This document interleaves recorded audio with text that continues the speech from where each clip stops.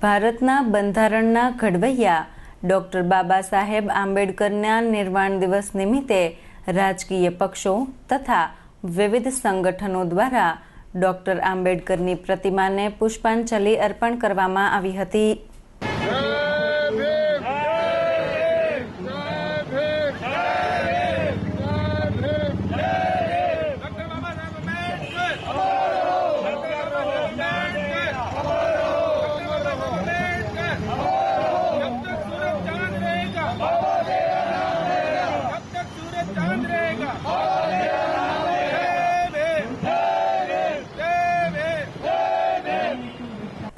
શહેરના જશોનાથ સર્કલ ખાતે એકઠા થયેલા ભાજપ કોંગ્રેસના આગેવાનો, વિવિધ સંગઠનના હોદ્દેદારો દ્વારા ડૉક્ટર આંબેડકરની પ્રતિમાને પુષ્પાંજલિ અર્પણ કરવામાં આવી હતી.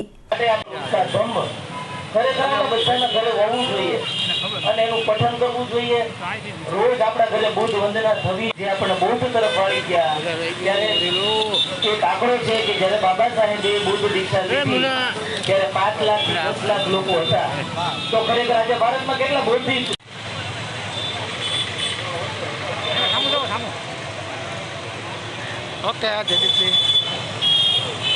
આ અંગે શહેર ભાજપ પ્રમુખ રાજુભાઈ પંડ્યાએ માહિતી આપી હતી.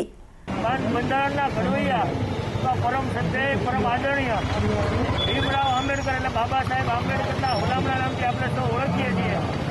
એમનું 1956માં મહાનિર્વાણ થયું અને આજે એમનો 65મો નિર્વાણ દિન છે.